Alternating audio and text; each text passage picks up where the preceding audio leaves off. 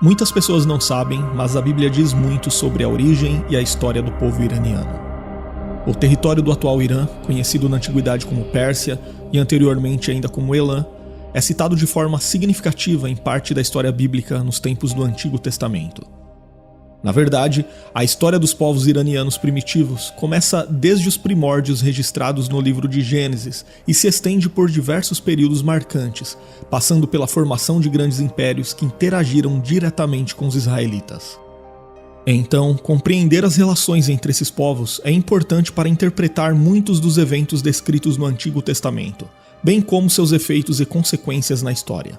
E neste vídeo, vamos buscar traçar um breve panorama histórico de quem eram os antigos iranianos nos tempos bíblicos e qual foi o verdadeiro contato desse povo com os israelitas. Também vamos entender se de alguma forma a origem do povo iraniano e seu contato com o povo de Israel faz parte de um quadro profético e escatológico para o fim dos tempos. Vamos começar esta história partindo da Idade do Bronze, até finalmente chegarmos ao domínio persa durante e após o exílio babilônico. Em Gênesis capítulo 10, versículo 22, na lista das nações, Elam é mencionado como um dos descendentes de Sem, e se tornou um dos primeiros reinos estabelecidos após o dilúvio. Este reino antigo, situado a leste do rio Tigre, é citado algumas vezes nas Escrituras. Inclusive, o profeta Isaías mencionou Elam em sua profecia como um dos lugares onde Deus haveria de recuperar o remanescente de seu povo. Geograficamente, Elam ocupava uma região que hoje faz parte do sudoeste do Irã. Esta localização estratégica fez de Elam um centro de cultura e poder na antiguidade, com influências que se estendiam até a Mesopotâmia. Historicamente, Elam foi tanto adversário quanto aliado de várias potências da região, incluindo os babilônios e os assírios. Embora as interações diretas entre Elam e as tribos de Israel sejam menos documentadas, o reino de Elam era contemporâneo aos períodos dos patriarcas e juízes em Israel. A presença de elamitas é observada mais significativamente como adversários nos relatos de batalhas e como parte dos impérios que influenciaram a história de Israel. Avançando um pouco na história, o fortalecimento dos povos iranianos no noroeste ocorreu com a ascensão do Império Medo. Para alguns estudiosos, especialmente com base nos materiais do historiador Heródoto, foi entre aproximadamente o final do século VIII a.C. até meados do século VII a.C. que ocorreu pela primeira vez a unificação das tribos iranianas como nação sob o governo de Deioces, uma figura semi-lendária a quem geralmente se atribui a fundação da dinastia mediana e do Império Medo. Uma vez no poder, Deioces teria empreendido a tarefa de unificar as várias tribos medianas. Ele implementou uma série de reformas administrativas e legais, estabelecendo um código de leis e uma estrutura centralizada de governo. Essas medidas teriam sido essenciais para criar uma identidade comum entre as tribos, que anteriormente funcionavam de forma bastante autônoma e dispersa. De fato, a unificação das tribos medianas teve um impacto significativo na região, pois estabeleceu as bases para o desenvolvimento de uma identidade mediana mais coesa e para a expansão territorial subsequente sob reis como Sayaxeres e Astíages. Mas antes, precisamos falar também da maior potência da época, o Império Assírio. Esse império é frequentemente mencionado no Antigo Testamento como um agente de juízo divino sobre Israel e outras nações. O Império Assírio destacou-se por sua extraordinária capacidade militar e administrativa, estendendo seu domínio desde a Mesopotâmia até o Egito em seu ápice. Sua relação com Israel foi predominantemente hostil, marcada por campanhas que resultaram em grandes deportações e numa tentativa de erradicação da identidade israelita. Foi sob os assírios que o reino de Israel caiu, resultando no exílio das 10 tribos do norte. Porém, parte das ofensivas dos assírios também alcançou o planalto iraniano, intervindo em territórios pertencentes aos medos. No entanto, no final do século VII a.C., o Império Assírio entrou em declínio devido a uma série de problemas internos, incluindo lutas pelo poder, administração debilitada e pressão contínua de povos subjugados. E nesse contexto, enquanto o poder assírio declinava, os medos começaram a ganhar força. Sayaxeres, rei dos medos, aproveitou a fraqueza dos assírios para expandir seu território e influência. Os medos eventualmente se aliaram aos babilônios, que eram liderados por Nabopolassar, para colocar um ponto final nos longos anos de domínio assírio na região. Sayaxeres e Nabopolassar formaram uma aliança estratégica, que também incluiu outros grupos iranianos, como os citas e os cimérios. Esses povos compartilhavam um interesse comum em ver a queda dos assírios, e estavam dispostos a colaborar para alcançar esse objetivo. Os citas e os cimérios, por exemplo, eram conhecidos por suas habilidades de cavalaria e táticas de guerrilha, e trouxeram uma nova dimensão à capacidade militar daquela aliança. A campanha contra a Síria foi caracterizada por uma série de batalhas decisivas e cercos prolongados. Mas em 612 a.C., a aliança conseguiu um de seus maiores sucessos com o cerco e a destruição de Nínive, a grandiosa capital assíria. Inclusive, este evento foi antecipado pelo profeta Isaías como um ato de juízo divino. A queda da cidade de Nínive e o subsequente desmoronamento do Império Assírio abriram caminho para o surgimento de novos poderes. Os medos consolidaram seu controle sobre grande parte do Irã e áreas adjacentes, enquanto Nabopolassar e seu filho, Nabucodonosor II, estabeleceram o Império Neobabilônico como uma grande força na Mesopotâmia. As ascensões dos medos e babilônicos simbolizaram uma transição de poder importante na região, influenciando diretamente o contexto político no qual o povo judeu estava inserido. Mas para darmos continuidade na história dos povos iranianos nos tempos bíblicos, precisamos falar sobre o Império Neobabilônico. Afinal, o profeta Isaías também profetizou que os medos seriam instrumentos de Deus para a destruição da Babilônia. O Império Neobabilônico foi marcado principalmente pela figura dominante do rei Nabucodonosor II. Esse império ficou amplamente conhecido por sua destruição da cidade de Jerusalém em 586 a.C., como documentado em vários textos históricos e proféticos do Antigo Testamento. Este evento culminou com a destruição do Templo de Salomão e o exílio do povo judeu, e foi um período de profundas implicações teológicas e culturais para Judá, descrito detalhadamente no livro de Daniel. O rei Nabucodonosor impôs uma política de deportação e assimilação cultural que visava não apenas punir Judá, mas também integrar os judeus ao império mais amplo, diluindo possíveis resistências futuras. Dessa forma, a captura de Judá não foi apenas um ato de conquista, mas uma tentativa de reorganização geopolítica e cultural de sua vasta extensão imperial. Durante o período neobabilônico, os povos iranianos estavam experienciando um tempo significativo de transição e ascensão. Enquanto os babilônios estavam focados na gestão de seu império e nas campanhas contra Judá e outros estados, os medos ao norte estavam consolidando seu poder, tendo estabelecido um reino que serviria como núcleo para a futura aliança com os persas. Então, sob a liderança de Sayaxeres e depois Astíages, os medos organizaram um estado que começou a influenciar significativamente a política regional.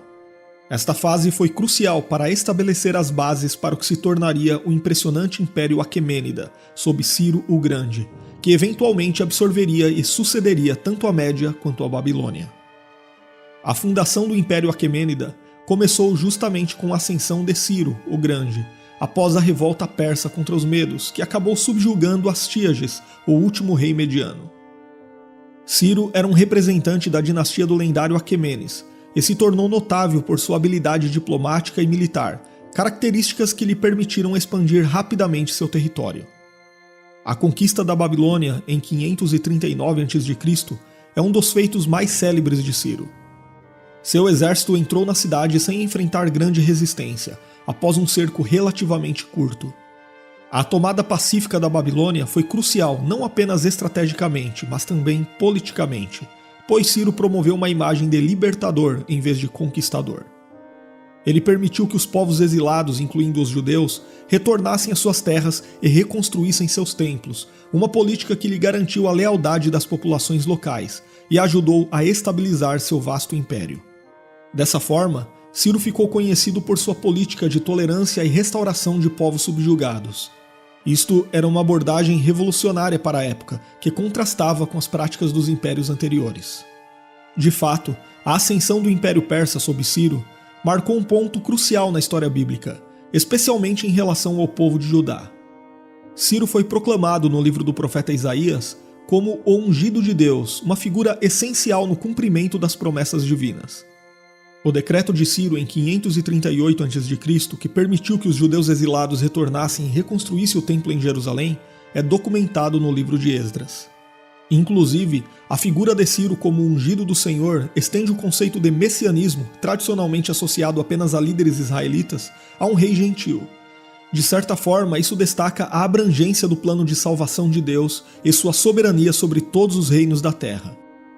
O uso de um rei persa para libertar os judeus sublinha que Deus opera através de todas as nações e indivíduos para cumprir os seus propósitos soberanos. A própria permissão para a reconstrução do templo em Jerusalém sob o domínio persa do Império Aquemênida não só restaurou a identidade religiosa e cultural do povo judeu, mas também reafirmou a aliança entre Deus e seu povo, mostrando a fidelidade divina e a continuidade de suas promessas. E enquanto Judá experimentava a restauração, o Império Persa estava em plena expansão e consolidação. Em seu auge, o Império Aquemênida foi o maior império que o mundo já tinha visto, tendo mais de 40% da população mundial sob seu governo. Após a morte de Ciro e um breve período de reinado de seu filho Cambises II, Dário I subiu ao trono em 522 a.C., após suprimir várias revoltas internas que ameaçavam a estabilidade do império. Dário ficou conhecido por sua extraordinária capacidade administrativa. Ele reorganizou o império em várias províncias, cada uma governada por um sátrapa, nomeado por ele. Esta estrutura administrativa melhorou a eficiência do governo e permitiu um controle mais eficaz sobre os vastos territórios aquemênidas. Dário também implementou um sistema tributário uniforme e promoveu a construção de estradas e infraestrutura, como o famoso Caminho Real, que facilitava a comunicação e o comércio em todo o império. Além disso, ele expandiu o império ainda mais para incluir partes da Índia, da Trácia e do Vale do Rio Indo. Foi durante o governo de Dário I que os profetas Ageu e Zacarias profetizaram e que o segundo templo foi reconstruído em Jerusalém sob a liderança de Zorobabel. Dário I foi sucedido por seu filho Xerxes I, que é identificado na história bíblica como o rei Assuero do livro de Ester. O livro de Ester, inclusive, traz um retrato mais interno da corte persa e descreve um período em que os judeus viviam sob ameaça de extermínio por parte de Amã, um alto oficial do rei Assuero.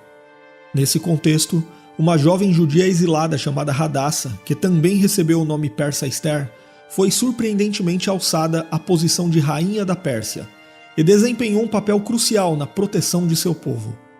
Com coragem e astúcia, ela revelou a conspiração de Amã ao rei da Pérsia, o que eventualmente levou à execução de Amã e à exaltação de seu primo Mordecai, a uma posição de influência na corte do Império Aquemênida. Dessa forma, a história de Ester ilustra não apenas a integração dos judeus na sociedade persa, mas também a providência divina e a ideia de que Deus coloca pessoas em posições estratégicas para cumprir seus propósitos. Depois, quando Artaxerxes I, filho de Xerxes, ascendeu ao trono, parte importante da história judaica se desenvolveu. Isto porque esse período foi marcado pelas atuações de Esdras e Neemias. Esdras era um sacerdote escriba que liderou o segundo grupo de exilados que retornou a Jerusalém, sob o patrocínio do rei Artaxerxes I. Esdras foi o encarregado de restaurar a lei mosaica e reformar a comunidade judaica que estava se desviando de suas tradições religiosas após o retorno do exílio.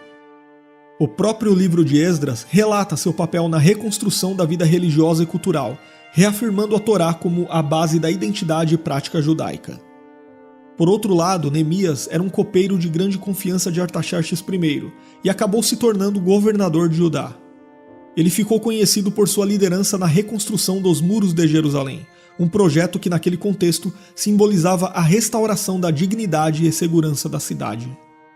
A autorização e o suporte de Artaxerxes para os empreendimentos de Esdras e Neemias demonstram a abordagem persa de governança naquele tempo, que permitia certa autonomia local, enquanto mantinha o controle imperial. O Império Persa finalmente chegou ao fim diante das conquistas de Alexandre o Grande em 331 a.C. e o estabelecimento de seu vasto império. Porém, com a morte de Alexandre o Grande, seu império foi dividido entre seus generais, e dessa fragmentação emergiram três principais reinos helenísticos: o Ptolemaico no Egito, o Seleucida na Ásia Menor e o Antigônida na Macedônia e Grécia. Então, a região onde hoje é o Irã foi dominada pelo Império Seleucida, que controlava uma grande área que incluía a maior parte do Oriente Próximo.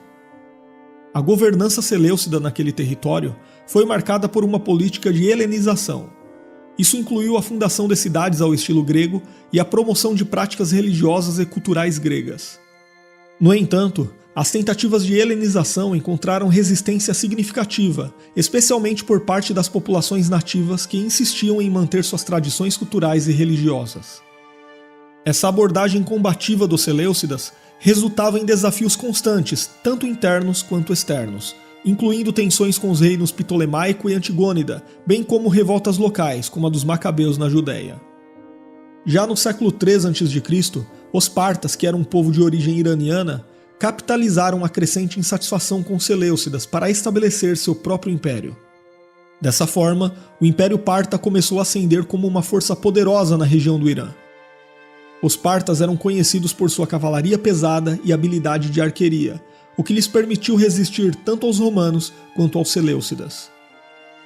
O Império Parta manteve muitas tradições iranianas e promoveu o zoroastrismo como religião do Estado, o que ajudou a fortalecer a identidade e cultura iraniana após o período de helenização. Inclusive, aqui vale pontuar que a religião mais influente e mais duradoura do antigo Irã foi justamente o zoroastrismo. Basicamente, essa religião ensinava que os humanos tinham o dever de escolher entre o bem e o mal, com suas decisões afetando seu destino final. A religião também promovia rituais de purificação e ofertas de sacrifícios, e tinha uma forte ênfase na ordem moral e na justiça social, o que de certa forma se refletia em sua influência sobre as leis e práticas governamentais dos impérios que adotaram esta crença. Sucedendo os partas, os sassânidas estabeleceram seu império em 224 d.C., quando o último rei parta foi derrubado. O Império Sassânida revitalizou a cultura e tradições persas, reintroduzindo e reforçando muitos aspectos do antigo Império Aquemênida. Os sassânidas foram grandes rivais do Império Romano e posteriormente do Império Bizantino. Eles ficaram conhecidos por sua administração eficiente, sua infraestrutura de estradas e cidades e também pelo florescimento do zoroastrismo, que foi promovido como um elemento unificador e identitário em todo o império. Porém, no começo do século VII d.C., ocorreu a invasão árabe do Irã, que se aproveitou do enfraquecimento do Império Sassânida, o que resultou no domínio islâmico sobre a região.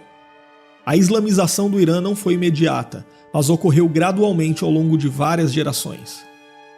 O zoroastrismo, embora inicialmente tolerado, começou a ser cada vez mais marginalizado, com muitos iranianos convertendo-se ao Islã, atraídos tanto pelos aspectos sociais e econômicos quanto pela nova estrutura de poder.